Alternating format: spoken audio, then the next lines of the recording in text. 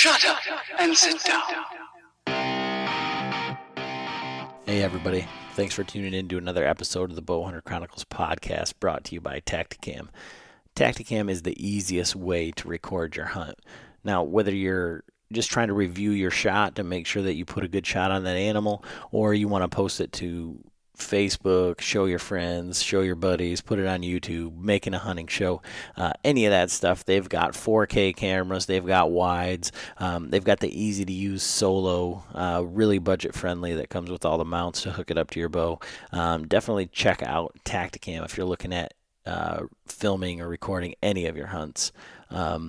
This week, as we're starting to come out of this COVID deal, and maybe everybody's put on a few pounds because they've just been sitting around eating, doing a bunch of takeout, doing the social distance thing, we're going to talk a little bit of fitness with Brian Austin. Brian is a personal trainer who has also been instrumental in starting up the Beast Mode Archery Challenge, the Beast Mode Games, and so he's incorporating archery with fitness. So what they're doing is simulated meat packs, lifting your pack workouts, things like that. And so we're going to talk to him today about kind of where to get started, kind of what his idea of the hunter athlete, as he calls them, is, and how we can get better and get training for our hunts that we've got coming up this fall. But real quick, one of the ways that we fund the show is through our Patreon. So Patreon is like a crowdfunding, just an automatic deposit, withdrawal, donation to the show. And for that, we try to provide extra content for our Patreons. But we do actually quarterly giveaways of some larger items, and I've started to compile some things to do some monthly giveaways, just to give back, to really show how much I appreciate that. So this week we had one new patron, Anthony Boast, from Monticello, Minnesota, and welcome. Thanks for signing up, Anthony, and you're now eligible to win this quarter's giveaway. So for our quarterly giveaways, we give away big stuff. So we're giving away a Traeger Pro Wi-Fi 575. And we're actually giving away 3 different things, so we're going to split it up between 3 winners. That's the main prize. We're also giving away one of those solo packages from Tacticam, so that I just mentioned. And then from Basemap, we're also giving away one of their pro packs. So Basemap is a GPS mapping app for your phone. You can use it anywhere. If you're one of the pro members, you can download unlimited maps. You can make the map any size. Tons of layers, which has really helped us for scouting for our elk trip that's coming up. And along with that, they're going to send you a package with a t-shirt and a hat and stuff like that. So we really appreciate them for doing that. But as far as the monthly giveaway, I had, during all this COVID stuff, and I was fortunate enough that I was working through the whole thing. So I contacted my buddy Jason over at the Bowhunter Box Club, and I said, "Hey man, I know this is probably not a good time for you with everybody not having the expendable income, so I bought up a bunch of stuff that he had left over from unsold boxes and things like that, and I just put together some packages. It's got some broadheads and some there's a deer call in there and some other stuff. But I drew that, and that winner is Brandon Lee Stone from North Carolina. So I'll be sending that out to you, Brandon, as well as a package for you, Anthony. Just saying, thanks for signing up. So with that giveaway, right now we've got 48 eligible Patreons. So, you have a 1 in 48 chance of winning that Traeger grill, and it's going to come, right in the heat of grilling season, and everybody's going to be dying to get back together. So, the donation, helps out the show, helps out the cost, helps us kind of fund, more equipment, hunts, being able to travel, things like that, fees. But 99% of that money goes right back into doing these giveaways. We're buying this stuff. Nobody's really giving us anything. But if you want to check that out, you can check that out at patreon.com/Bowhunter Chronicles Podcast, or you can go on bowhunterchroniclespodcast.com and check that out. But if that's not for you, no big deal. All that we ask is that you tell somebody about the show. We're, as you can see from our Patreons in Minnesota, North Carolina, we've got them all over the country and listeners all over the world. And, if you're getting value from this, or if you've taken anything away, or you think, man, these guys are idiots, you need to listen to them, just tell somebody else about the show. That gets us in front of more people, and that really helps out. And then if you really like the show or you really hate the show, either way, leave us a review. So click that 5-star, 1-star, 2-star, 3-star, whatever it is. And then if you really want to, we really appreciate it if you take the time to actually write out a review. But I think you're going to like this one. This one kind of falls right in the perfect time frame. Brian says that it's about 12 weeks before you can really cement a program in for, getting it cemented into your regimen and to see the change and to actually see the results that you're looking for. And it turns out that this is just about 12 weeks before most of the elk seasons, and definitely before any of the whitetail seasons. So, if you've been sitting around during all of this COVID and trying to figure out a way to get started, or trying to figure out a way to, even if you do figure out if you need to start, I think this is a pretty motivational podcast, and I think you guys are all going to really love it. So really appreciate it. Thanks for listening. Enjoy the episode.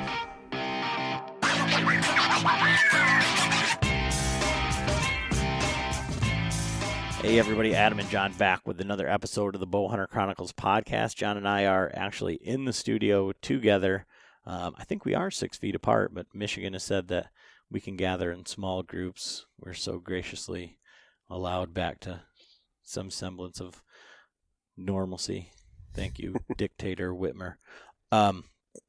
Tonight on the phone, we've got Brian from the Beast Mode Archery Challenge. And Get Fit with Brian. And we're going to talk a little bit about kind of like functional fitness, I guess. There's lots of guys out there trying to sell you stuff, trying to show off their big muscles and say that you need to buy this supplement or this shirt that they'll send you a large and it's actually a small, so you look really fit. And, Brian, he's put together some training. He does personal training and things like that. And if you follow along with him on Instagram or any of the social medias, you can see some of the workouts that he puts out there. And it's all geared towards the hunter. So how are you doing tonight, Brian? And can you give us a little introduction kind of about yourself and kind of what you've got going on? Yeah, you bet. Well, first of all, thanks for having me on the podcast. I do appreciate it, and I sometimes wonder why people want to listen to me. But hopefully, I can give your listeners something, little tidbits of information that they can take and use this year to prepare for this fall. But just a little bit of a background. I live here in Wisconsin, born and raised, and I've been hunting all my life, ever since, just a little bitty kid going out coon hunting and stuff with my parents.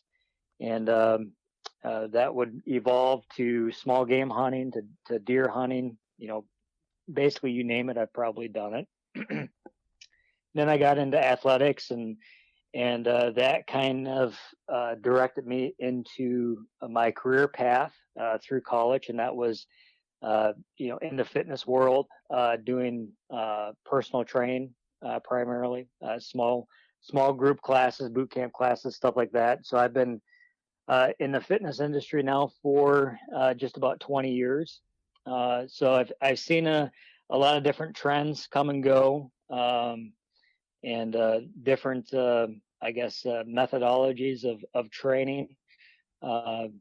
but really it comes down to is just putting in some hard work, eating right, and being smart about it. So, but we can get more in depth about that as we get into this. But yeah, overall doing pretty well coming out of this COVID stuff.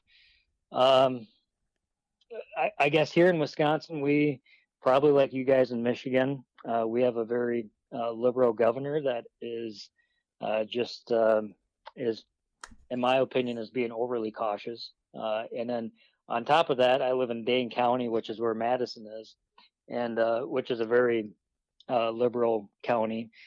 So they're trying to come up with their own rules and regulations to control us and keep us non-essential workers not working. It seems like so, but we're coming out of that. We're in phase one right now.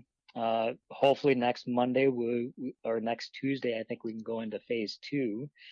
But right now, I start seeing clients again this past Tuesday, and got my hunter fitness class going back on that day.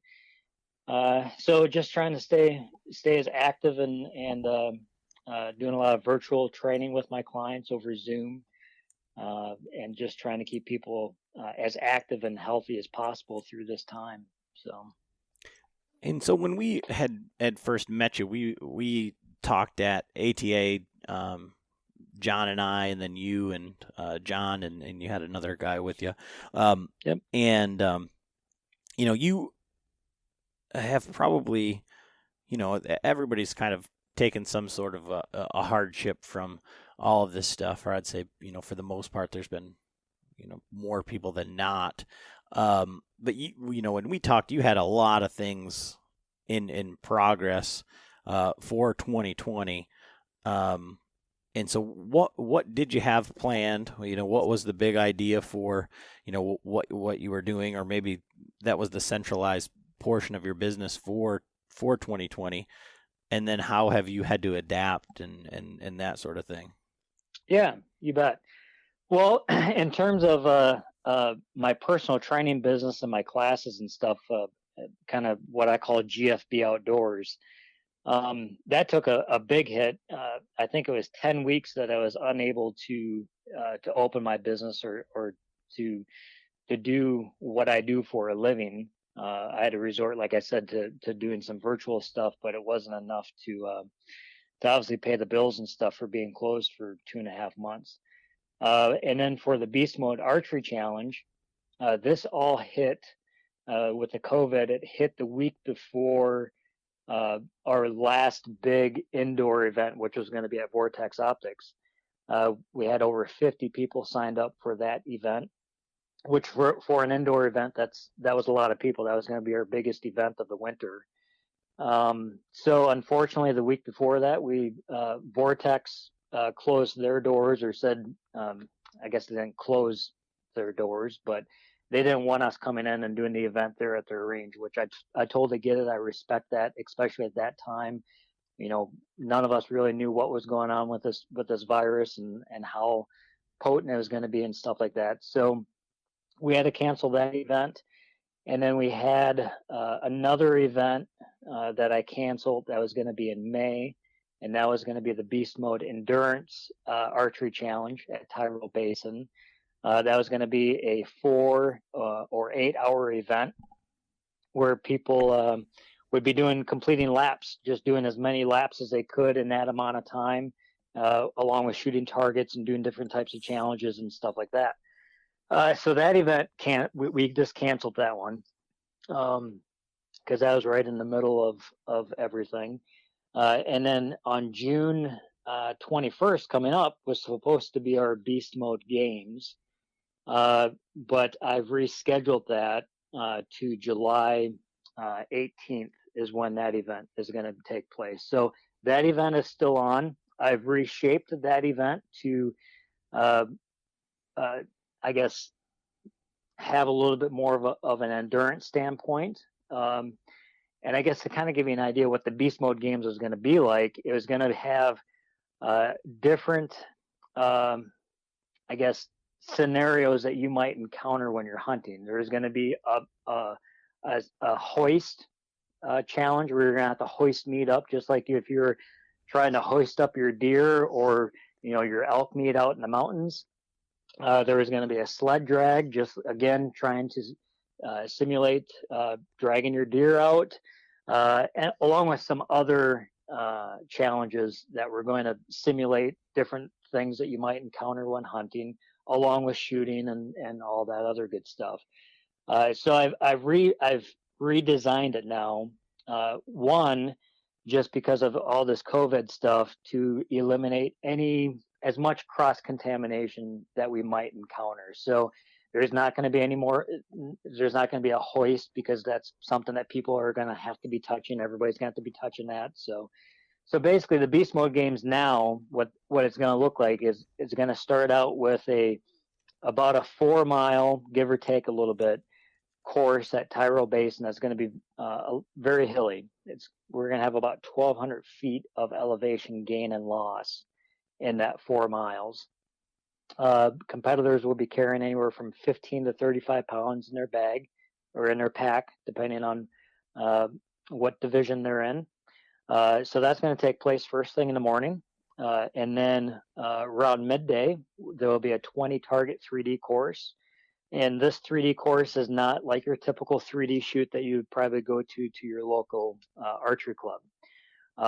We try to have real life scenarios for each target. So there might be one shot where it might be a 30-second hold, another shot where you're drawing and shooting from your knees, or there might be a follow-up shot where you shoot one target and then you have 12 seconds to nock an arrow and get that second shot off on the second target. So simulating where maybe you shoot an animal and, rather if it was a lethal shot or not, it stops and it gives you an opportunity for a follow-up shot. So really all of these types of scenarios are to help us to practice and prepare for the fall and to get us ready for hunting season. Of course, it's a competition, so there's, it's a friendly competition, and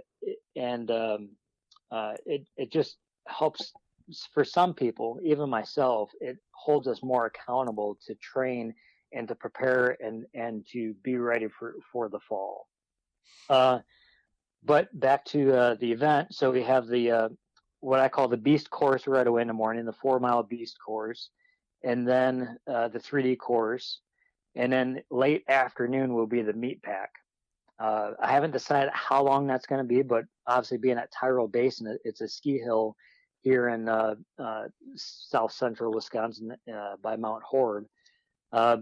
It's got some pretty good slopes. It's not a real tall climb. It's right around 300 feet, but there's some really steep sections of it.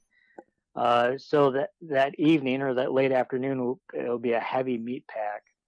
And again, I'm not exactly for sure how that's going to look yet. It might be where you have to take a heavy load up to the top, unload half of it, race back down, grab another sandbag, get back up to the top. Or it might be a mile long. Again, still trying to figure that out. But those are the three sections of that event: is a 4 mile course, 3D shoot, and then a heavy meat pack. Depending on what happens with COVID between now and July 18th, I might add some more things in there, just depending on what our regulations and rules that we have to follow are. So that's the event in July, and then in August 22nd, 23rd, we're having a 3D shoot that I'm calling King of the Hill 3D, again at Tyrol Basin. It's going to be a 40 target course that people can sign up for to shoot on Saturday or Sunday or both days. And again, each target will have a different type of scenario that you can shoot. Or if you just want to come and shoot it for fun and you don't care about the different scenarios I have at each target, that's fine too, because it's more of a fun thing to do. And also at that event, I'm going to have a beast mode course, a short course at that event that people can participate if they want. It's going to be a 6 target challenge course where you basically just traverse from one target to the next, get your shots off as quickly as possible, and hustle back to the finish line. Probably looking at being around maybe 3 to 5 minutes for somebody to complete that. So it's not going to be like the beast mode games where that's something that you're for sure going to want to be training for and be somewhat physically fit. This beast mode course at the 3D shoot in August is going to be maybe something where you and your buddies just kind of want to challenge each other to see who can do it the fastest and who can make the most accurate shots while under pressure and with an elevated heart rate. So those are the two events we've gone. We've had to cancel 2 events, but we're able to kind of consolidate and still make some things happen this summer. So. Okay. Yeah, I mean, like I said, when we were talking about it before and looking at those types of events that you had going on, we talked at ATA and John says, "There's no way, I can't do that." And it's really like intriguing to me. We talked a little bit before the podcast, and I am not a self-starter, so I can't work out at home. I'm trying, and John, where I don't know, he just seems like one of these guys to me where it's like I don't know. He's a big guy. He's kind of muscly, but I guess I just always thought that was just like his demeanor for an old guy, He's just got that OMP, that's what we call it when we were kids, that old man power. Like, oh yeah, don't mess with him. But John works out a lot at home. Yeah, I mean, I have a full setup in my basement. Free weights, rack. I have the power blocks, or whatever you call them, and then like elliptical and stuff. So I try to do. I don't really like the gym. I mean, I used to go to the gym, but I don't like the gym atmosphere. I don't want to go there and hang out. I don't want to wait for equipment. So I like to just do it by myself. I'm just like with the podcast. I don't talk a lot. I don't like to socialize much, but so doing it in the basement on my own. It is, like when I would go to the gym, I would get there and be like, okay, now I got to work out. And so it'd be kind of a motivator. Where if I get in my basement and then I start thinking about, maybe I should, I need to work on my bow. I'd find excuses sometimes not to work out. Well, and I think that's what happens with me is that I find it a lot easier to cut the workout short. Right. Like I do well on a much more regimented basis.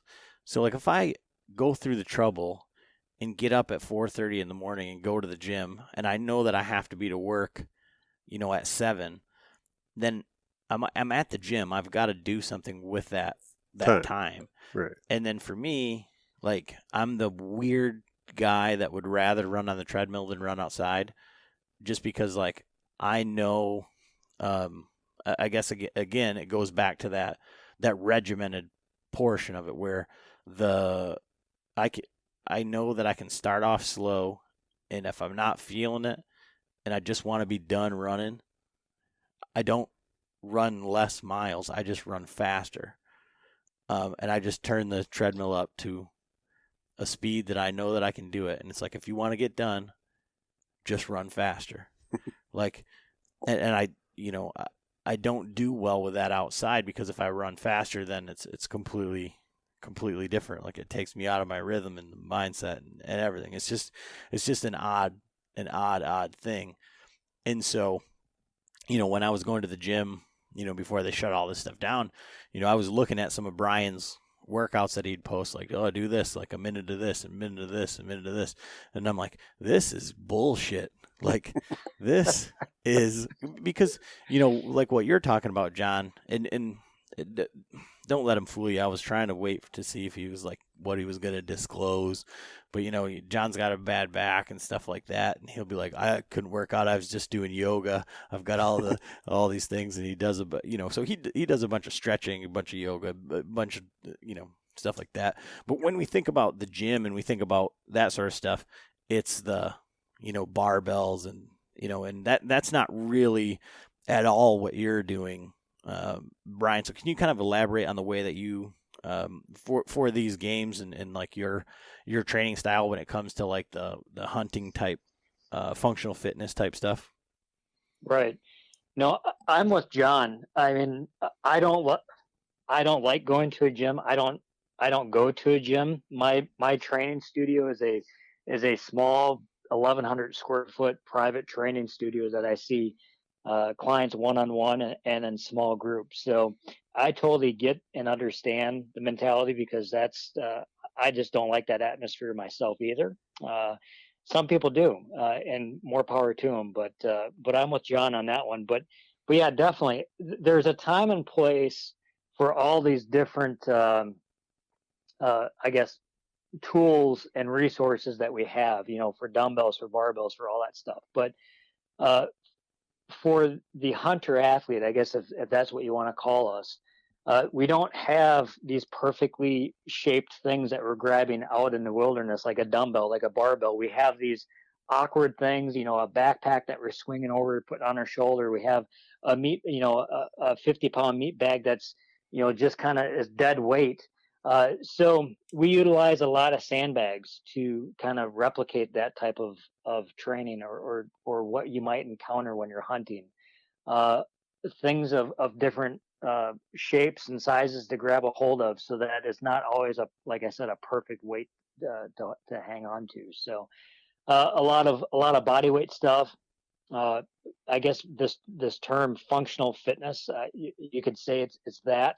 It's doing exercises that kind of replicate what you will be doing in the real world. So instead of doing squats with barbells, we're doing walking lunges, or we're doing lunges with a sandbag on one shoulder to offset I guess our equilibrium. Our core is having to work more because you're weighted on one side. You're moving instead of staying stationary. So there's a lot of, I guess, in-depth or technical aspects to our training of why we do it.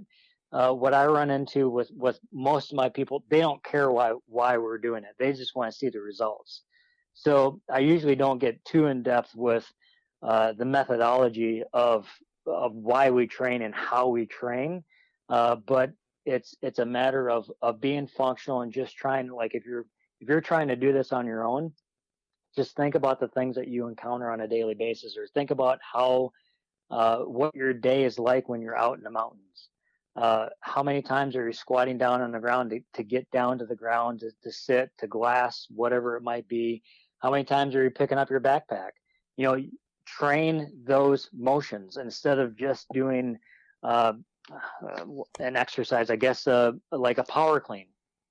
It's a great exercise, but you can use your backpack. You can use a sandbag and do that same motion. I mean, essentially, when you're picking up your backpack from the ground, depending on how you're putting it on, you're essentially kind of doing a squat into an upright row, into almost a power clean type motion. But you're utilizing your pack. I mean, as hunters, we probably almost all of us have a backpack. Some of us have packs that are more suited for elk hunting and for mountain hunting. Some of us have backpacks that are more suited for whitetail hunting. But you can still use them. Throw in a sandbag and utilize that for your training instead of dumbbells and barbells and stuff like that. So I don't know if that answered your question. I kind of got blabbing on there. Well, no, I mean that goes into the whole like thought process and in methodology, but so you said your clients they just want results. They don't necessarily. When you're talking results, are you talking about like results as in like their physique, or that they don't like suck on the mountain? For most of them, even for my clients that aren't hunters, the vast majority of my personal training clients are just normal people that don't hunt. They're just looking to be active or to get in better shape. They might be some type of professional that sits behind a desk a lot. So most of my one-on-one stuff is spent time helping those people be more active and be more healthier. But even in that population, is not so much. And maybe it's just the way that my business, the way that I've designed my business. I don't have too many clients that are focused on, bodybuilding or physiques or looking good in a bikini or whatever, that type of mentality. most of my clients, and for sure all of my hunter athlete clients that come to my classes, are just focused on being as efficient as they can while they're hunting or doing their daily activities. And with that, and my philosophy is, you focus on that, the weight's going to come off. You're going to start looking better. You're going to start feeling better. All of that is a positive byproduct to training for whatever it is that you're training for. And for most of these people, it's for elk hunting in the mountains. So if you're doing the stuff that you need to be doing to be more efficient and more effective at that, the weight's going to come off. Like I said, you're going to get stronger. Your balance is going to get better. So you're just becoming a more all-around healthier person, and I guess athlete, if you want to call them that. I mean, I think we're all athletes. It just depends on what level of athletes we are. And so, I guess, what do you say? Or I mean, I guess the climate of the hunting industry, social media, the multi-million, billion-dollar hunting supplement industry. So I guess, what is your thoughts, or where do you, I don't know, where do you fall for the whitetail guy that says, well, what do I need that for? I've got a 4-wheeler and I've got a ladder stand and, blah, blah, Right. blah, because there's just with anything. And, sometimes I feel like, we live in an echo chamber of social media, because the computer algorithms are seeing what you look at and showing you the same thing over and over and over and over again. Right. So it just seems really hard to digest sometimes. But I mean, what's your take on, so we've got listeners that are just strictly whitetail hunters. They say, I'm not going to be going out west. I don't see myself, changing up my hunting style. I'm just here for the stories and the fun and all that. Why do I need to be? Why should I be fit? No, that's a very good point. And growing up here in Wisconsin, I'm a whitetail hunter. I mean, that's primarily what I do. And I have family, I have friends of all different ages and abilities that whitetail hunt. And the biggest thing that we need to focus on as hunters is, number one, is being healthy. Eating right and exercising and being active, because even though you might take your 4-wheeler and sit in your tree stand, or right to your tree stand, and you don't even walk, you still have to have some core. I shouldn't even say you have to. You really don't have to, Adam. I mean, we all know people that are probably morbidly obese, that haven't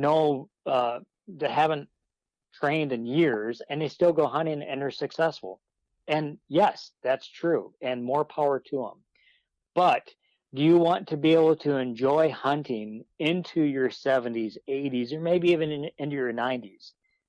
If you do, then you need to start taking care of yourself when you're younger, because otherwise you're going to be sitting back at camp wishing that you could go out to your tree stand, but your back hurts, or your shoulders are shot, or your belly is too big to climb up into a tree stand. So now you're forced to hunt in a blind, or whatever that might be.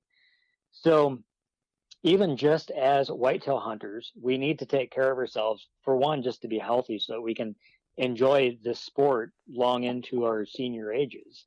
I think that's probably the most important thing. And secondly, is also sitting in a tree stand all day takes physical and mental strength. If you're hunting in the rut, archery hunting, and it's cold out, if you haven't done any type of training to make yourself uncomfortable during the off season, that 20 degree weather in the tree stand, you're going to be uncomfortable and give up probably a lot quicker than somebody who's maybe been working out and has made themselves uncomfortable. And that in turn builds mental strength, and you're able to sit longer and endure that, just that mentality of being uncomfortable. And so, what recommendations, you talked about everybody's got a pack, everybody's got, the ability to fill something with sand. I guess where would you, what exercises or how would you direct someone to get started? In a sense of, when you were saying that, where you want to be able to hunt deer 60s or 70s or whatever, like I said, I'm not a self-starter. I'm not a super motivated guy. Now, with our elk hunting trip and stuff like that, like I've got a carrot out in front of me. But if I didn't Right. have that carrot and I already said, if I'm one of the listeners or, if somebody who, let's say, says, oh, well, that makes a lot of sense, but I already feel like I'm going down the path where, I mean, especially, John and I have already discussed it with this COVID crap, we're becoming more and more lethargic, Right. we're already slacking off. Yeah. These guys that say, well, I'm already on the path, it's already hard for me to do these things. And now I don't know where to start, or I don't want to start, or, so what is a good, regimen for someone to start, down this road, I guess. Right. Well, I think the number one reason why people hire me, whether if they say this or not, is basically as an accountability partner. And something that I have learned over the years of training, and especially in the last couple of years, more with my hunter fitness classes and bow hunters and bringing these people together and forming this community, is it's the community that most people are after, especially around bow hunting and hunting in general. It's that like-minded mentality that we all have, that we get to come together and work out together and push each other, uh, all around the same goal of, again, being healthy, but then also being trying to set us up for success in the fall. So, obviously the listeners are probably hunters, or they're looking at hunting. It's trying to find, my number one tip, I guess, is try to find a buddy uh, that will train with you, or maybe you set some challenges up. If you can't train together, maybe you have a challenge where this week, hey, let's try to get 15 miles of hiking in this week and see who the first person is that can do that. So that's my first tip, is to have somebody to hold you accountable, and preferably somebody that you can train with, or at least do some of this stuff together with you. Uh, the second thing is start out, um, set some realistic goals. But what are goals? I'm not a big goal guy.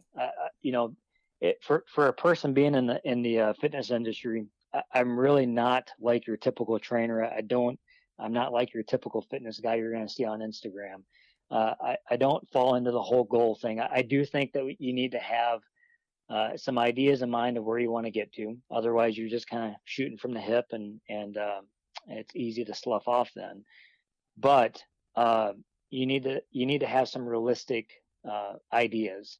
So if you've been sitting on the couch for the last year, throwing on a 50-pound pack and going for a 5-mile hike probably isn't very realistic. You could probably do it, but you might overdo it, and you might injure yourself and set you back even more. So the first thing to do is just start hiking or walking. Start doing that.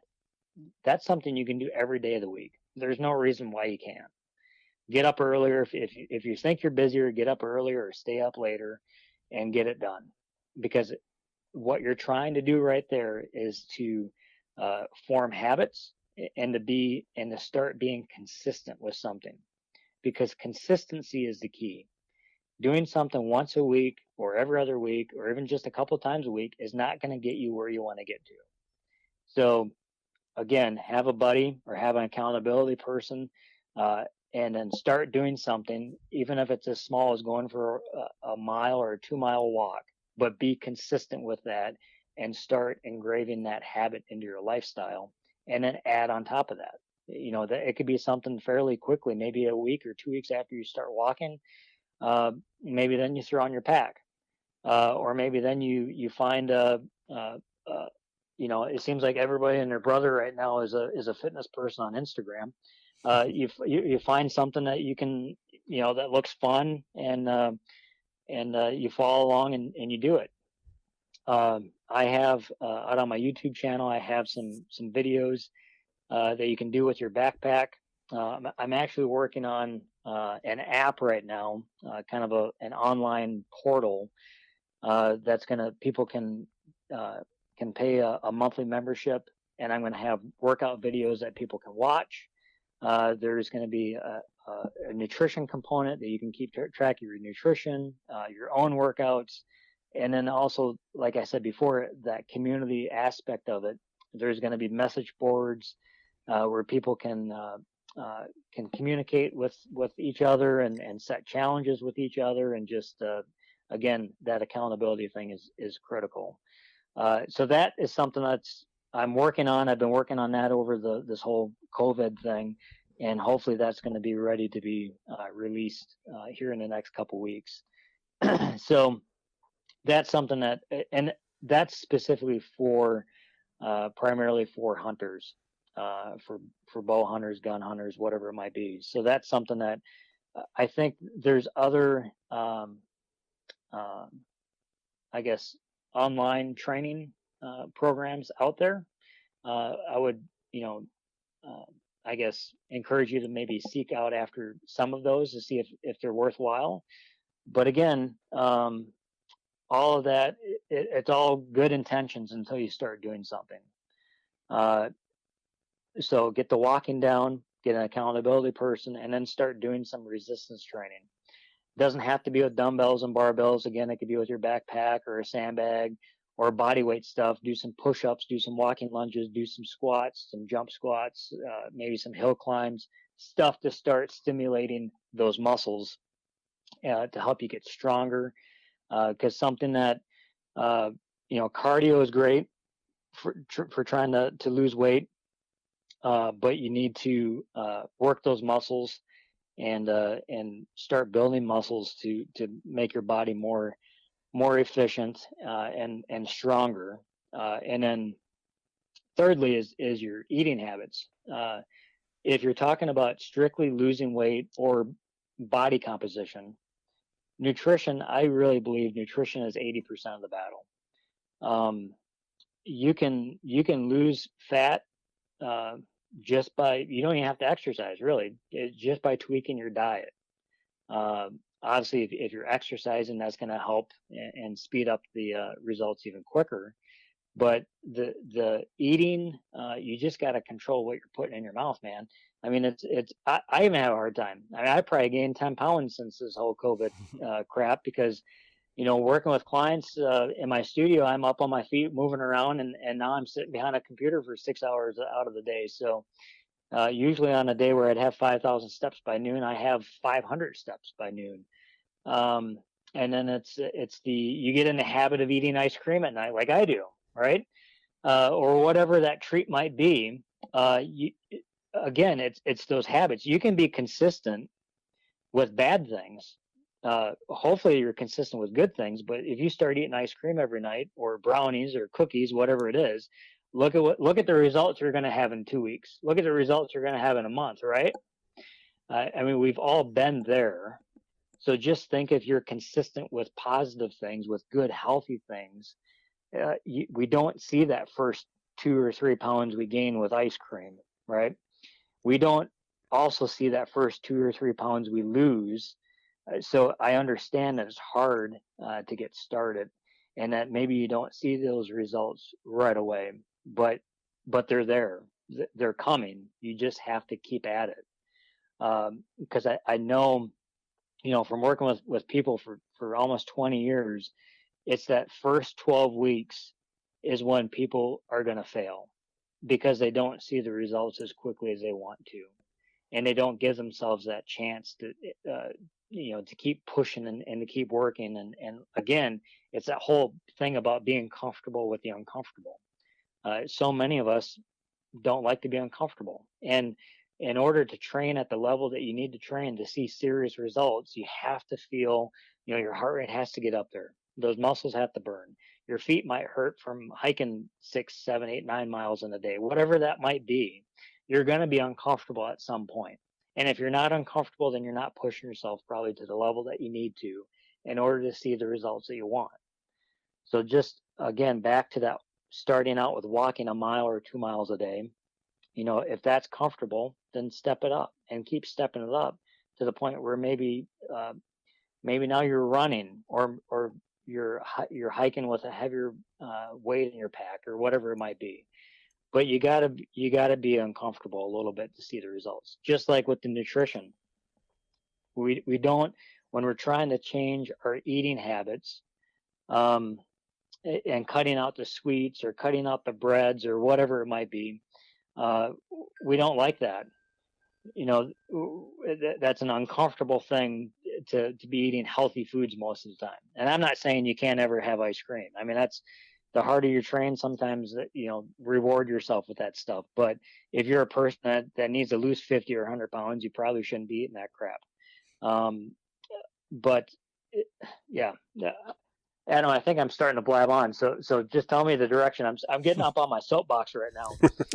No, it's fine, because I think that's that's what everybody wants to hear. I mean, I'm sitting here, thinking about, like, okay, so is that 12 weeks like the magic number? Is that like what it takes to cement a regimen, or is that what it takes to see tangible, measurable results?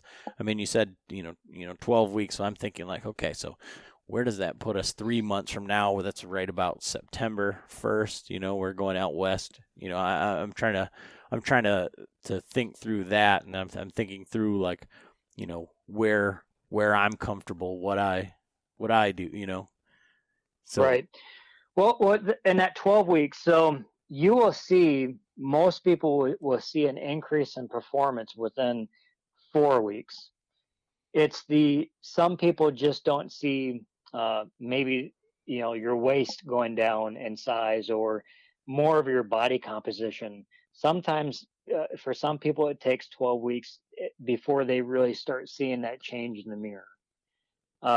So I guess when we're talking about this, it's just kind of a general statement. But in terms of performance, you're going to start seeing performance probably within the first few weeks. You're going to notice an increase in endurance, increase in strength and stamina. But in terms of body composition, again, some people it just takes longer. And sometimes it's people that are heavier set. They just don't see that weight coming off at first, but it's there. And a lot of times, people that are weighing themselves every day, which I'm not a big fan of that. You're gaining muscle mass, and you're losing body fat.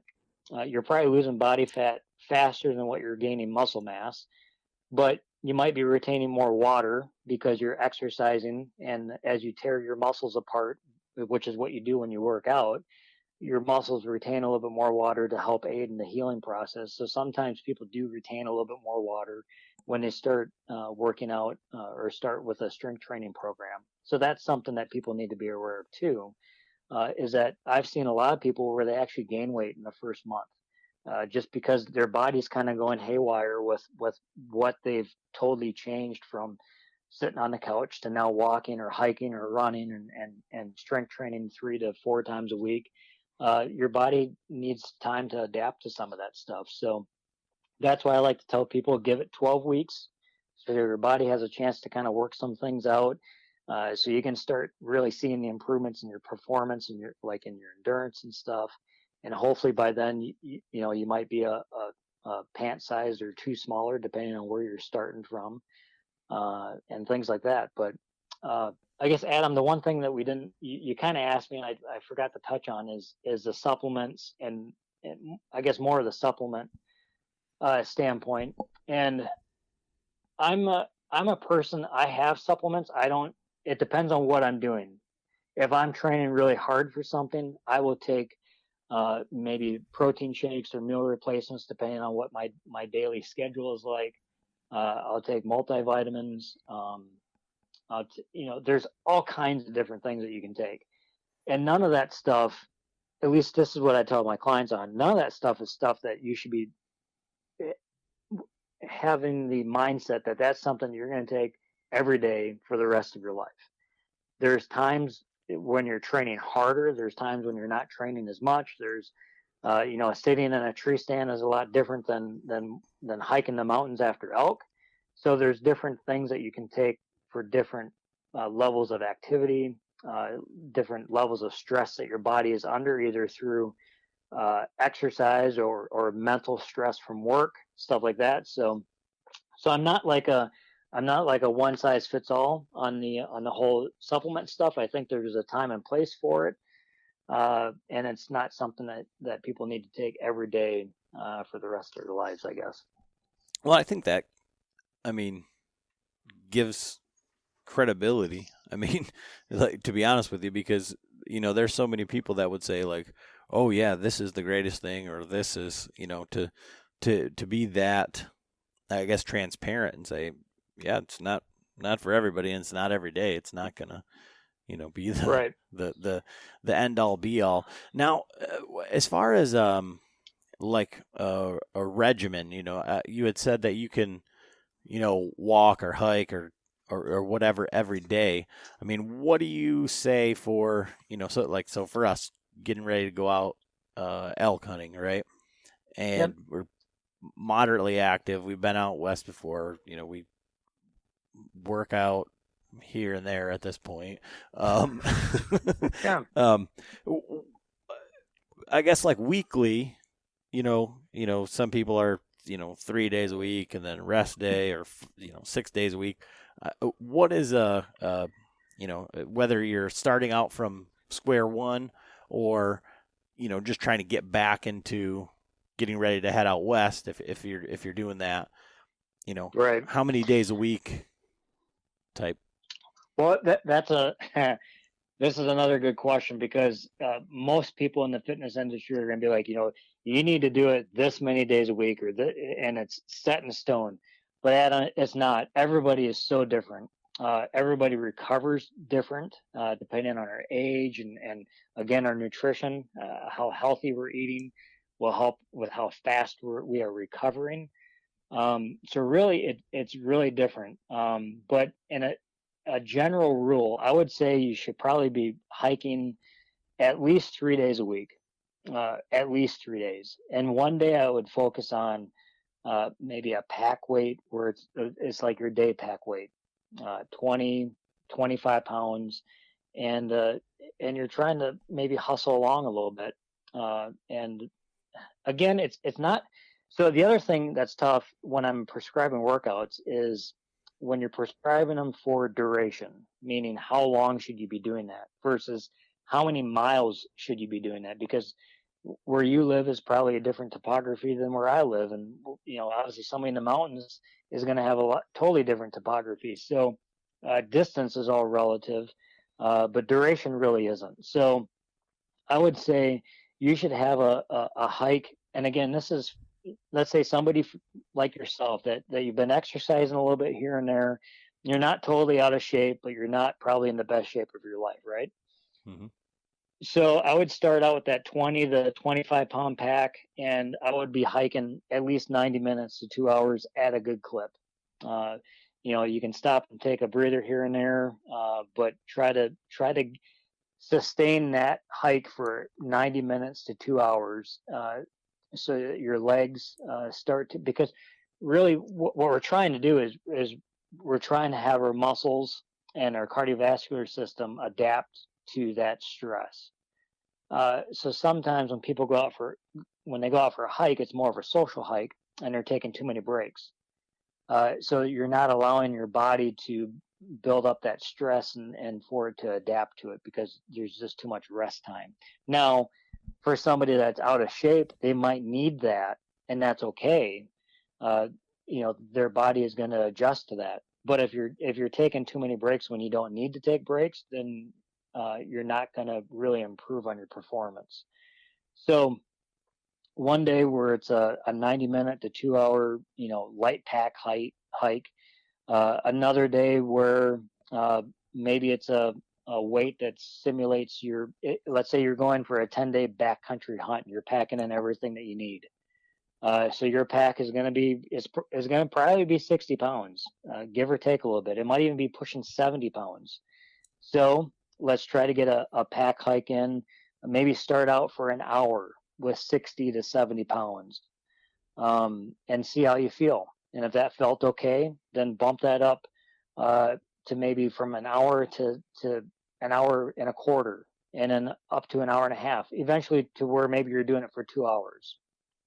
I don't really recommend anything too much longer than 2 hours, unless if you're training for like the Beast Mode Endurance event that we're going to have, where it's going to be a 4 or 8 hour long event, because usually there's not too many times in the mountains that you're going to be hiking straight for 2 hours. Even when you're packing in, you're probably going to take a break every hour to an hour and a half to rest a little bit.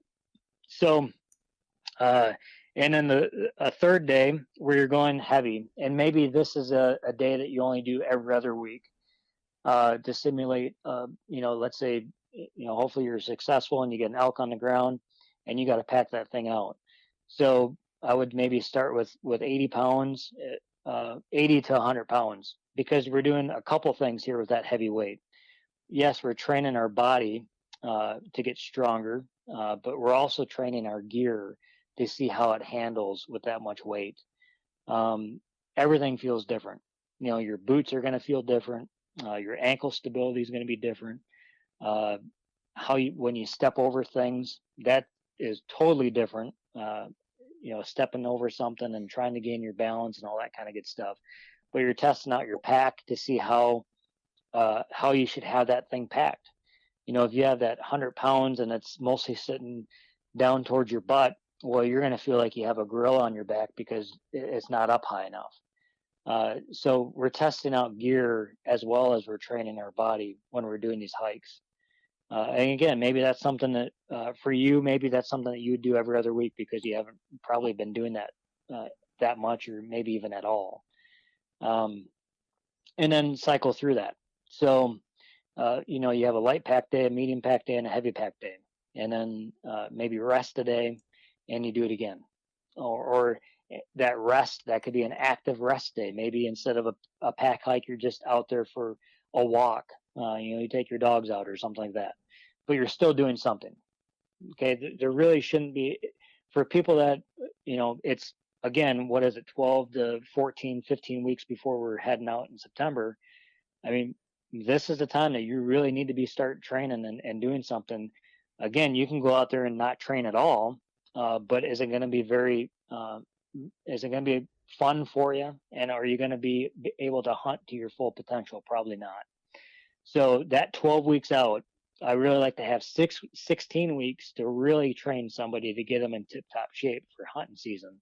But for sure, 12 weeks is when you need to be training specifically for the type of environment that you're going to be in. Along with the hiking, start doing some push-ups. Maybe on that light pack day, when you have 20 to 30 pounds in your pack, every mile you drop down, or every half mile you drop down, you do 20 push-ups with that pack on your back. Maybe every half mile you stop and you do 20 or 40 walking lunges, or let's say 40 squats with that pack on your back.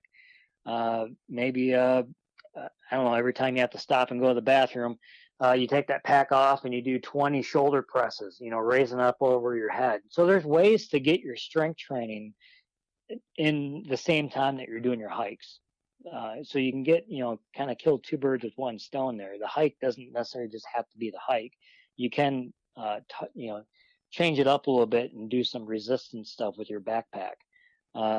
Or depending on how you have your pack trained or how you have your pack packed, you take your sandbag out. I use the brute force sandbags.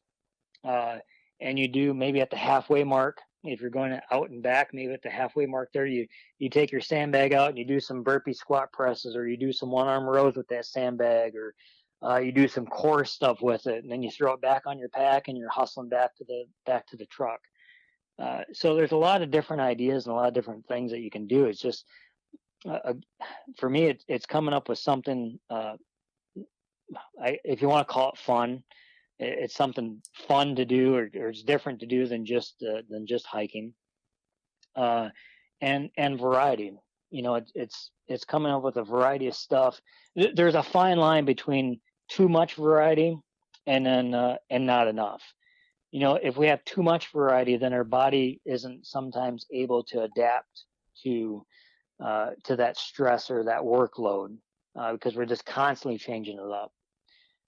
And so it's a positive and negative there. You have to be able to do something for a while to be able to measure success. Because if you're constantly changing something up, then you don't know if you're getting better at that, because you're always changing it. So you have to be the judge of that, in terms of how you measure success. Everybody measures success a little different. Is it how fast you can do your 5-mile trail with 30 pounds?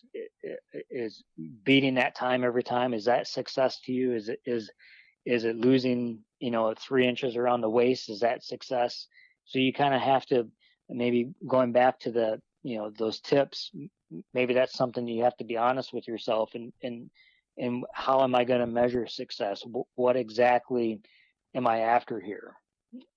Am I after being more effective in the mountains, or is having my dad bod, is that something that's bothering me? So just be honest with yourself and figure out what exactly is going to motivate you to get your butt in gear every day. So. Yeah, that well, there's a lot there. That sounds like you're saying fun things. It sounds like a lot of type 2 fun, or we have different ideas of what fun is. But but it sounds like we kind of hit this podcast right on the right time, because this is like the precipice of where we need to be. Right. Kick it in gear. And Right. John and I are over here like kind of like glancing back and forth at each other when you're talking about pack weights and the hikes and the times and stuff like that, because we were doing some pack hikes before we went out the last time, and how long was that hike that we did? Probably It's close to 3 miles, but it's the time. Oh, we did it in like an hour and a half. Yeah, so we did an hour and a half hike.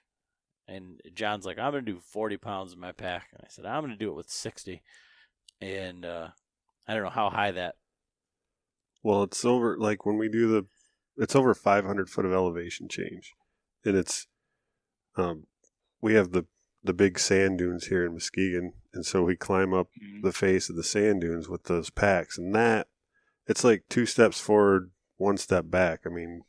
Or even, it is a major workout for me, and like doing it without a pack on it still, sucks. And then when Adam's like, let's go do it, with our weight. And when he said 60, I'm like, yeah, good luck with that, buddy. Well, that sand is tough. That's like walking through powdery snow, up a steep, hillside with 2 feet of powdered snow, and you're slipping and sliding, and your boots are heavy because you got snow on there. Sand that's no joke. So and again, like I mentioned, you have to be smart about this, and if you're walking for that long in sand, maybe you go lighter, or you expect your pace to be slower because of that. So. Oh, John was definitely ahead of me going up that. I was taking a bunch of breaks, but John, you can probably attest to this, but my pack hike speed is pretty good clip. Yeah, a normal ground. It's like when we were out in Idaho, it's like, dude, we're not racing right now. We don't need to get there that fast. But then when it came to like the steep shit, then it was a little bit different. I'm like, hey, you gonna make it or what? You coming? Yeah. Yep. And and that's knowing what I know now, but when you're talking about training your different like your core and for those different movements, our listeners have heard it, or if we got new listeners that haven't, when we were in Idaho, the deadfall was like just You bet. unbelievable, and the amount of twisting and turning and up and down, and it was just absolutely miserable. And so when you were talking about the different types of training, I've thought for sure you were going to say like the mental side of it, just to know that you can finish it. And I think, for me with having my like military background, having a heavy pack is the comfortable portion to me, is that like my mind, like I know that I can do it, whether, when I was 18 and in the best shape of my life, or now at, 38, 39, it's just, I know that I'm capable of doing it, and I know what it feels like, and I know what it feels like to be uncomfortable. Like, Right. Well, and you brought something up that is a good point, and that is training, get off pavement, even get off of your bike paths, get off of your hiking trails. I mean, Michigan's got a lot of public land. Wisconsin, here we have a lot of public land. You find your public land and you just freestyle it. You walk through the woods with that weight on, because like you said, you have deadfall out west, Idaho, Colorado. There's a lot of deadfall that you're having to step over. You're having to crouch under, maybe even crawl under deadfall. So you got to train for that stuff, especially with that heavy pack, because usually you're going to kill that elk in an inconvenient place, and you're going to have a heavy load on your back, and you've never taken a step off of a log or a rock, or you've never stepped over a deadfall with that heavy weight on there. And for sure have trekking poles. Trekking poles are going to save your knees. They're going to save your back. Again, just kind of building on the training with that heavy weight, but you're also testing out your gear and training your gear at the same time is important. Yeah, and I don't know how you missed that, John. Like, so I just got a set of new boots based upon John's equipment shortcomings when we were out there, and you hiked all over in your boots, but it just, when you got out there, it was just a whole nother. Yeah, well, like what happened with me out there is, I mean, we did like over 100 and, I think it was 106 or 107 miles in 8 days on the GPS. And so, I mean, we would get up in the morning and we'd be going for 12, 14 hours a day, just steady. And, get back to and when we come back down the mountain in the evening, my legs were so fatigued and my ankles were so weak that any little like stone or rock or off, I would twist my ankle or roll it because I was wearing those boots. Well, I had the Crispy Thors, which are an awesome boot, lightweight, we're out there early season, but my ankles weren't strong enough for it. They didn't have enough support when I was fatigued. So I'm thinking that that's what he's talking about with doing that 2 or 3 hour hike, where it seems a little bit daunting, but you're not letting your body break down to the point where you're really fatigued.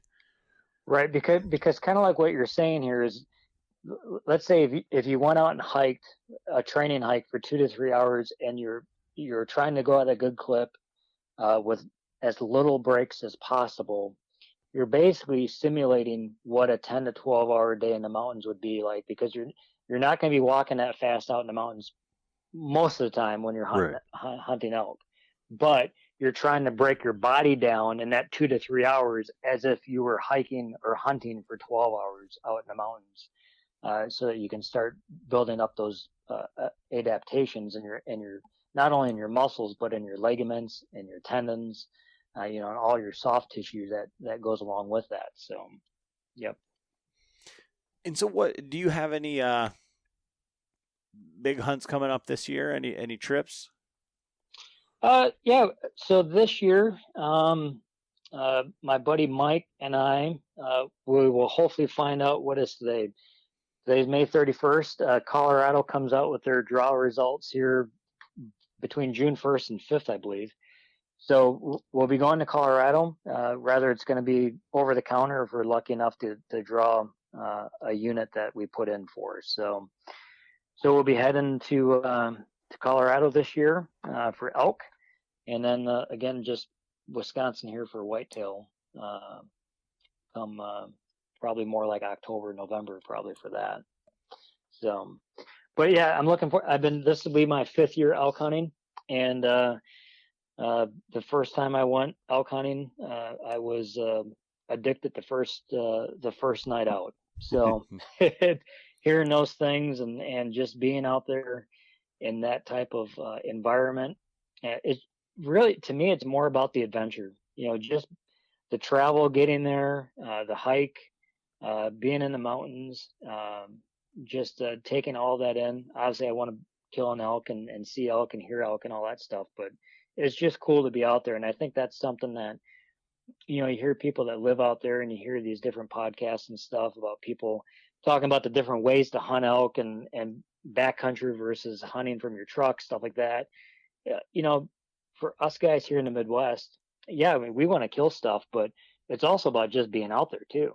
At least for me and most of the people that I know here, it's just taking all that in and enjoying that opportunity that we have. So yeah, that's basically comes down to what you're training is if you train good, if you do your due diligence and get your workouts in, it's only going to make your experience out there better. Right. Exactly. And I guess, Adam, we didn't touch on, I kind of start blabbing about hiking and stuff, but you definitely need to train doing some higher intensity exercises, and whatever, that's relative for everybody, along with shooting your bow. Because when it comes down to it, we're there to kill an animal. And if odds are, if you're hunting elk, your heart rate's going to be super elevated because of the adrenaline, plus because you've probably just climbed or a major elevation change, and your heart rate's going, sweaty. Your bow hand is sweaty. Your sweat's dripping off of your nose. So your anchor point's going to be different. One foot's probably going to be a foot higher or 2 foot higher than the other foot because you're on an incline. You got to practice that stuff. I get shooting, sighting in your bow, having perfect conditions, flat surfaces, making sure your bow is on.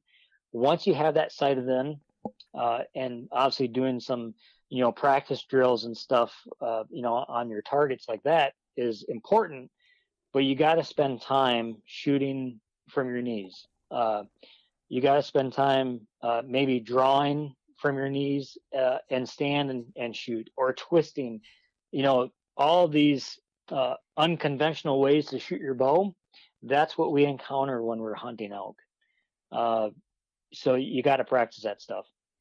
Yeah, for the most part, you're not going to be walking down the trail and have an elk stand there, shoot it perfectly, have it die on the trail. That way you can just go over there, cut it up, pack it out on a perfect, Well, it seems like all those things that you just outlined have been my turkey season in a nutshell. I mean, today was the last day, and I think everything has been like in my mind, like because we were doing this podcast today, but like so earlier in the podcast that'll come out before this one, we talked about it a little bit on the previous podcast, but so I drew my bow on my stomach, laying on my stomach at one point, and shot from my knees. But Nice. Today I belly crawled about 200 yards, like, flat, and I was paying attention to how my feet were coming up, because that John videoed me on the other one. But I was thinking, like, my heart rate was up, and I was all wet from the dew and everything, and I was sweating, and I'm like, I'm just fat and lazy. Like, this should not be that. I'm like, is this supposed to be difficult? Like, I mean, again, there was adrenaline because, like, the turkeys were still there, and I was, I got as far as I could get, and it didn't work out, but I was just going, man. And then today, like I said, I haven't been doing much working out or anything, but I moved 12 bags of mulch and 5 bags of potting soil and 50 pounds of pellets. I'm just going back and forth with all this stuff, and it was on one shoulder and then the other shoulder, and I could definitely feel it in my core. So I'm thinking like, all right, maybe I'm not as fat and out of shape as I thought I was when I was belly crawling on those turkeys. Jeez. Well, it sounds like you need to be a landscaper then to take care of it for you. I think I need to hire a landscaper. Landscape or a roofer is another good one. That would be a good going up odd angles and side hilling and carrying heavy. But you gave me a good idea for one of the target scenarios, Adam. I think for a turkey, it's going to be a belly crawl. Let's say a 20-yard belly crawl. And then you got to get on your knees and make that shot, and maybe have it even be timed, where you have to do that in 60 seconds to make that happen. So that's a good idea. Yeah, Mm-hmm. I mean, I've done it twice now, so right. It's not as easy as you'd think. Right. And if it was unknown range with a real animal, that'd be even better. You bet. Yeah, not all the shots, not all the targets at my events are. Most of them you can use a rangefinder, because in most hunting scenarios, when you're hunting you can use them, but not all of them. Not sometimes they catch you off guard, don't they? Well, that scenario was just I had it set for one thing, and the opportunity presented itself as the animal was going away. So, what are you going to do? That's where I say multiple pins. Well, yeah. Instead of a single pin sight. But I preach that to Adam. You listen. But with that, what one of the questions I always ask is what's your equipment? What bow are you shooting? What arrows? Sure. HHA single pin, John. I've tried the multi-pin, but being colorblind and with astigmatism in my right eye, I can't do multi-pins. I just everything blurs together, and it's just not for me. So single pin. I'm shooting the Matthews Verdicts. Got that last year. Let's see, strings, Schmitty's Specialty Strings out of La Crosse. That's Anthony Schmidt that went to La Crosse Archery. Some of the best custom strings you can get. Let's see, I have a Hamsky rest. I don't know what rest it is, but it's one of the Hamskys. Carter release, the Quickie. That release I've had now for 12 years. Just a good old wrist release. So shooting about 80 pounds, 75-pound mods, a couple of twists of the string to get just about 80 pounds. Arrows are, I'm shooting Grizzly sticks. They are the Grizzly Stick 240s. Total arrow weight is 666 grains with about 20% front of center. 125 grain kudu points are my broadheads. So, but I'm looking to switch over to the Vector arrows, Vector Custom Shop. They're a sponsor of ours, but I have an arm and a leg invested into my Grizzly stick. So, yeah. Well, it sounds like a really good setup. So.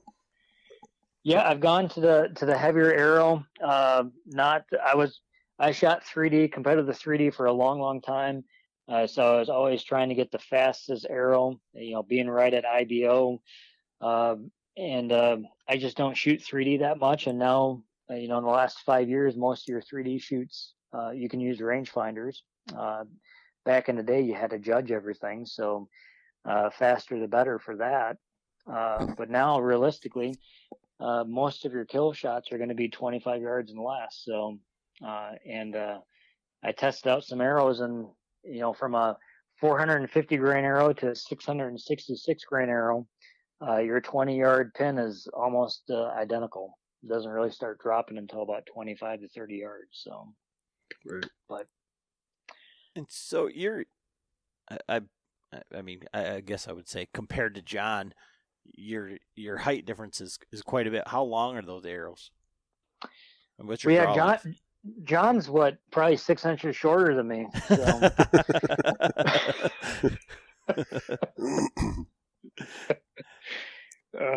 My arrows are 27 inches long.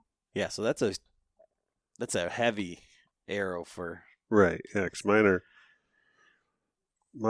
are like 560, but they're almost 30 inches. Mine are 29 3/4. And those are the ones you're shooting under the new bow. No, the new bow, those are, well, yeah, those are 560. Those are the 300s with the 75 grains of brass up front. So, Okay. But those, I'm going to end up going with the new bow. I only have 60-pound limbs on it right now. 80-pound limbs hopefully are on their way. But with the 60-pound limbs, I'm just going to go with a Axis 340, 50 grains of brass up front, just a little bit lighter so I can get a little more distance. Right now, I have my pin maxed out and I can only hit like 105 yards, which when I say only, I mean, it's still a long ass shot, but. Like, no, I'm with you there, John, because that's something I'm struggling with, because I've gone from, shooting 330 feet a second to 245. And, I've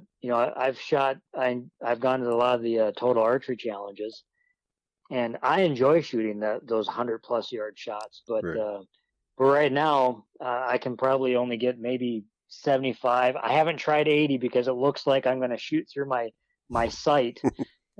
Right. So, but it's one of those things where you just kind of have to be like, well, is it worth shooting that for fun, or do I want to have an arrow that's hopefully a little bit more deadlier when it comes to elk hunting? So, right.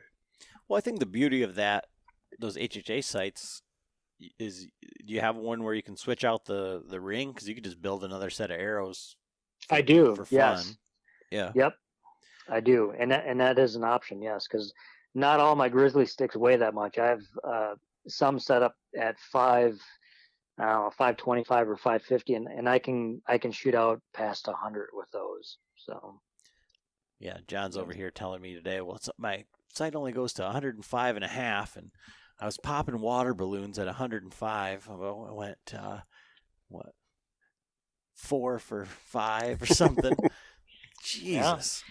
It's fun shooting at that distance, isn't it, John? To see that arrow, and I tell you what, it makes those 20 and 30 yard shots like chip shots. You can hold so much more steadier when you're practicing those long distance shots. Yeah, that's what I always preach is, I mean, if you shoot out to the range that you're comfortable with, and safe, but that just makes like the kill shot like at 25 or 30 just seem, like a no-brainer. Just everything comes in and you can just put it right where you need to.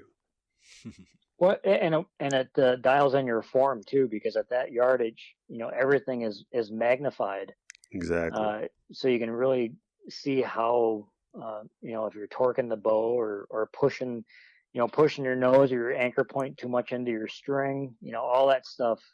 You can learn a lot about your form shooting at that distance. That, and also like Adam's switched over to the silverback, or a back tension release, and you gotta just be able to be comfortable with that pin float, and that at that distance it seems like it's just like off the target, and when you're actually holding pretty steady, but then when it breaks and it's just you hear it go off, then you hear snap when it hits the bag. Like, man, it found its spot. And so that's one of the things that, I mean, it definitely helped me a lot, with getting comfortable with that, letting that pin float, just focusing on the target. Right. So do you guys shoot with both your eyes open, or just your dominant eye? I shoot with both eyes open.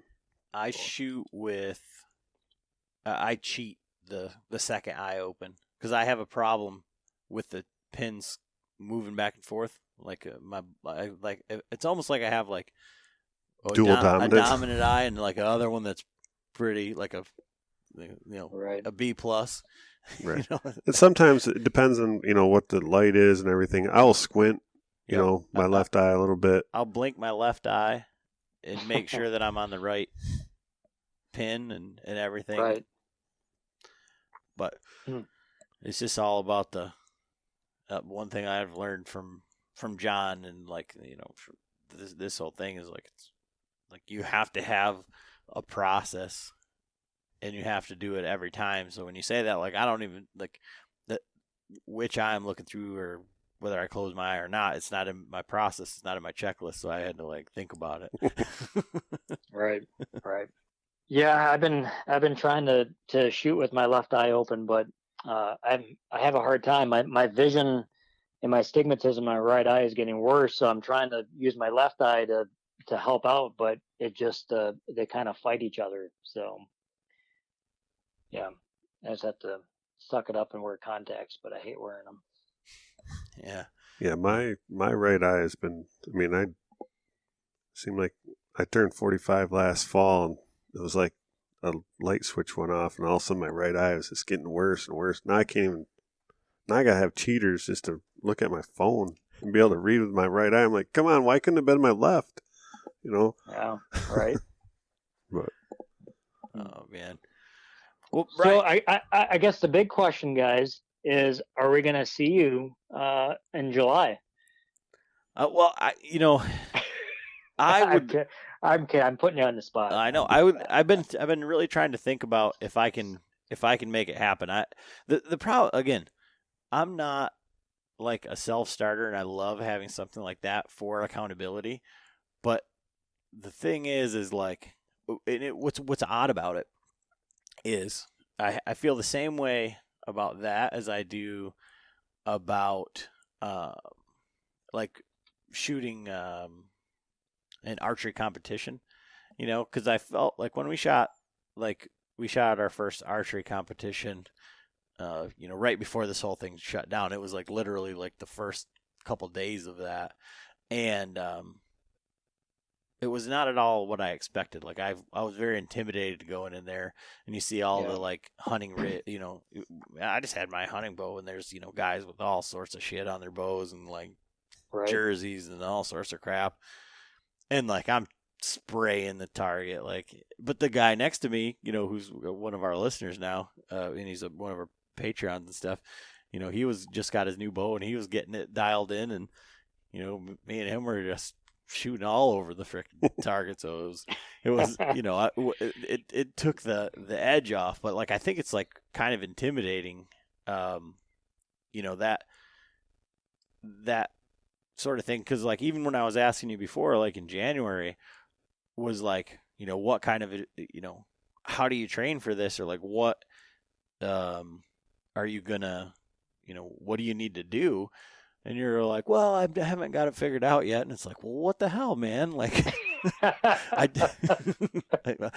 come on out and train for something that, I don't even know what's going to be, but it's going to be type 2 fun, and we're going to be puking and sweating, and it's going to be wonderful.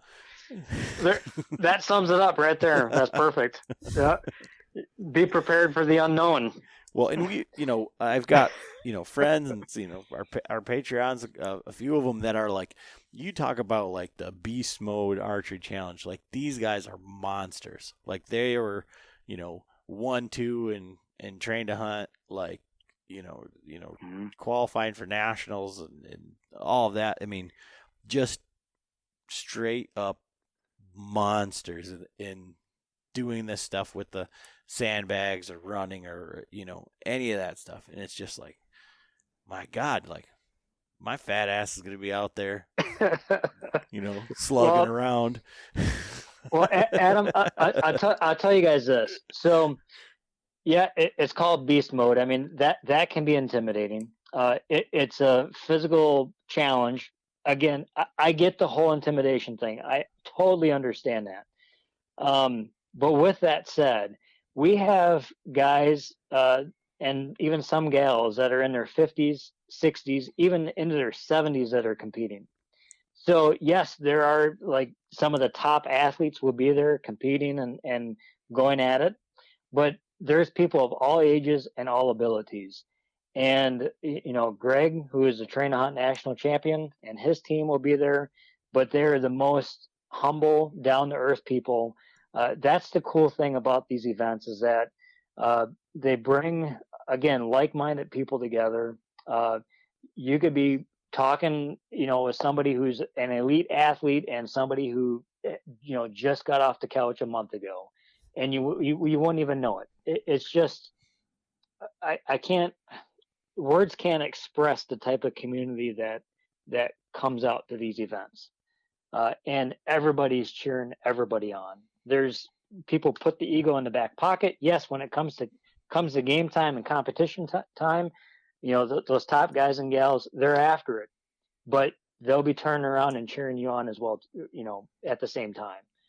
So with the one cool thing about the beast mode games that's coming up is that we have 3 divisions. We have the elite beast, which is heavier weight, competitive beast, which is kind of still heavy but not as heavy, and we just have the beast division. The beast division is you choose your weight, so you can come out if you want to pick the weight. Let's say 25 pounds for the first wave, and maybe the meat pack, you don't want to go super heavy. You just pick whatever weight you want, and you come out and you participate, and you cheer people on, and you meet new people and create new friendships.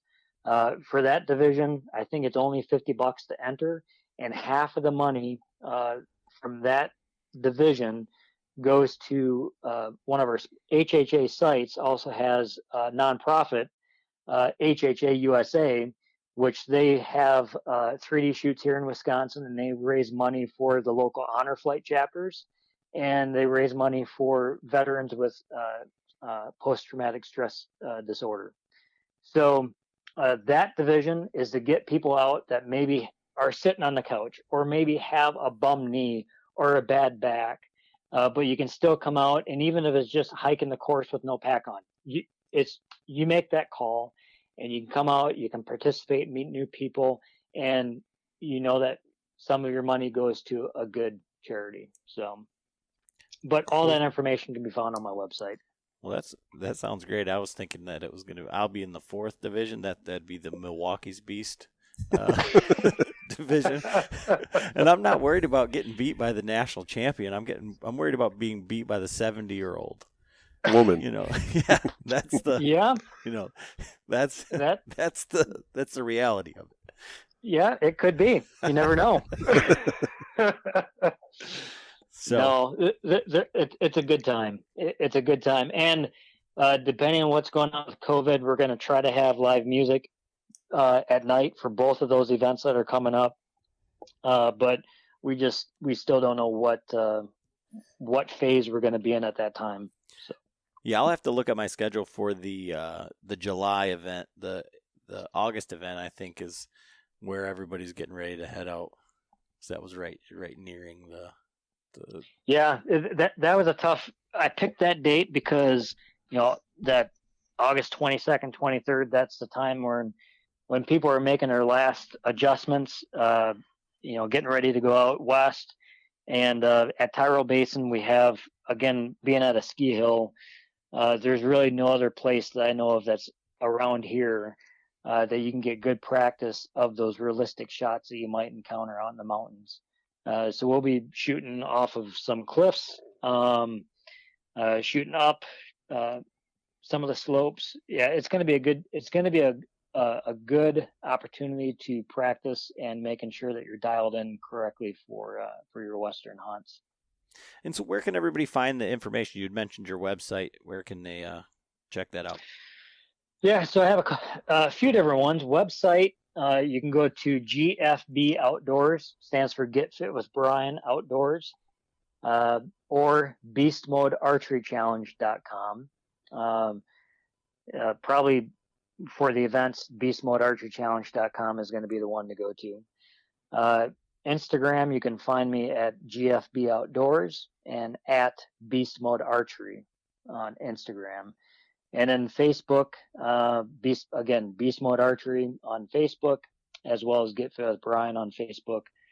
I also have a private Facebook group that's called the Beast Mode Archery Challenge for people that are, again, just interested in this type of stuff and training and stuff like that. I post a little bit more in depth in terms of what we're doing for training on that than just on the other social media platforms, just because, again, I'm trying not to be like everybody and their brother and posting workout videos every day. So, and then once this app is up, I have it just about done.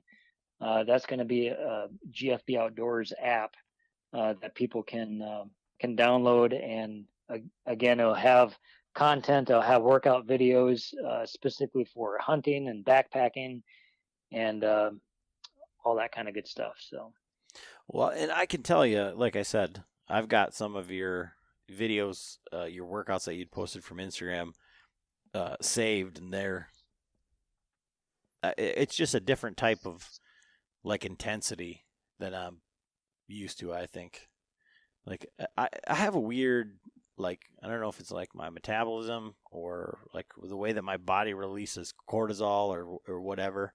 But when I work out my legs, like immediately I feel like clammy, nauseated, like I'm gonna throw up, like I had way too much caffeine. Like it's crazy.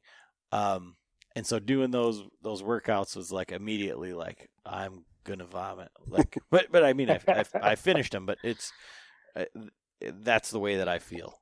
So it's maybe you won't big, feel big that way muscle after groups. doing it for 12 weeks. Yeah. Well, that's somewhat typical, Adam, especially when maybe you're a little deconditioned. Trying to train at high intensity, you're working different energy systems, and therefore the byproduct that you have, lactic acid and stuff, is going to build up quicker. And that's one of the benefits of being more aerobically fit, is that your body is able to flush that stuff out of your system faster. So then therefore you're able to recover quicker and be able to do more work. So there's always a happy fine line between doing enough cardio and doing too much or not enough for the type of athletes that we are as hunters. So, yeah. No, in your workout regimen, do you have, where does like riding a bike fall in? Is that just, to get some good cardio? Would that be because I like to ride my bike, but, and it's a little bit easier on my back, obviously it's not going to take it a hike's place, but especially with a pack on. But no, that's a really good question. I would say, again, everybody's different. So if you do have some type of issue that you can't hike as long as what you'd like, or pack as much as what you want, find something that you can. And biking is a great substitute for that. Obviously, nothing's going to replace actually hiking and doing some of these other things. But maybe for some of your longer hikes, maybe you go for a longer bike ride. And then also maybe, don't make that bike ride easy. If you have hills, try to find the hills and do some hill repeats with it. Put it in a big gear. Even when you want to put it in an easy gear, force yourself into a higher gear or a lower gear, whatever gear it would be. Make it harder, and get up out of your seat and really hammer down on those pedals standing up. I used to race mountain bikes, so biking's a great substitute. It actually, when you're out of the saddle, which a lot of your road bikers don't like to do, but if you can get out of your saddle and really hammer it, you're actually simulating the running motion very, very close. So that's what I'd recommend, is try to get out of your saddle on those hills and get some hill repeats. Yeah, that's cool. Or get a trailer and drag Adam around for extra weight. I can help out with that. I'm here for you, John. I'll be your accountability guy. All right. I need it. I was just telling my wife, I'm like, man, I was doing good up until this whole lockdown thing, and then it hit, and I went to shit. So I'm like, and June 1st is tomorrow. I said it's back to it. I gotta get back on the wagon and get back in shape. Well, and since you've been there, since you've been fit, you can get back there quicker than somebody that maybe is just starting out. Just because that you've been there. It's more of a mental thing. So that you can be there. So you kind of have a different mentality of those workouts. But also you look at, we've been locked down since March 20th, give or take a few days. Mm-hmm. What's that been, 10, 11 weeks? So that's about, we have 12 to 14 weeks before September hits. So you can get back to that in that time. You just have to be, consistent with that training. So just because you may, and I'm speaking because I'm there with you. I didn't work out as much as I wanted, and I ate way too much ice cream, and I gained some weight in the last 10 weeks. But I just know that I need to, to kick myself in the butt now over the next couple months over the summer. So. Yeah, I think there's a lot of people that are out there that are in the same boat, and I think, this is a great motivator. I imagine you're the same way, John. We're just sitting here listening, going, okay, all right, okay, we got to get into it. Not like a speech of like, this is what you need to do to be like me. I mean, it comes from a very honest place of like, right. Hey, you do what you got to do, but it's just got to be consistent. And these are the things that have, right. That I use, especially with the gym stuff. And you see so much on Instagram and, social media about, people are pissed off because they can't go to the gym and get their workout in. And like we said in the beginning, I do not like the gym atmosphere. Like what you just explained, like just getting out and doing the backpack and hiking, man, that's, that's right on par for my wants and needs. So yeah, no, I mean, that's, like I said, you do not need a gym to I mean, obviously if you have a membership or have access to weights, there's a time and place when that stuff does come in handy, and you might get results quicker with some of that stuff, but you definitely don't need that. So, and don't use that as an excuse to do stuff. I mean, that's a lame ass excuse if you're using that. Right. Yeah. Well, like I say, I just really appreciate it, and I think it's gonna resonate with a lot of people, because there's a lot of people. I mean, just like we said, ourselves included, sitting here twiddling our thumbs, going, man, we need to do something. We need, some motivation, some accountability, some all of this stuff. And so I think it comes right at a great time. And, I really appreciate you coming on here. It's funny because, at the beginning you said, I wonder why people have me on to talk, but I don't bring people on here, for the most part, unless they motivate me in some way, or there are people that are out there that are doing something, or, doing things what I would consider, somewhat the right way. And so I do really value your opinion and appreciate you coming on for us. Well, I appreciate that. And you guys put together an awesome podcast, so I enjoy listening to it. And yeah, same to you guys. You guys keep up the good work. You're authentic. You're genuine. I mean, that's just like there's everybody and their brother doing exercise videos. It seems like there's everybody and their sister doing a podcast. And but you guys are one of my about handful of podcasts that I try to listen to on a weekly basis. So. Well, really appreciate that. We do our best. And if you'll notice, you didn't hear any beer cracking in here. I figured it would be in bad form to sit and drink 1,000 calories while talking to the fitness guy. So I had to dial it back. There's a time and place for that, but maybe before you have a beer, you do 100 burpees or something like that, huh? I need a couple more beers. Brian, I think that's all we got for tonight, though. I really do appreciate it. You bet. No, it's been a pleasure, and thank you. Yep, thanks.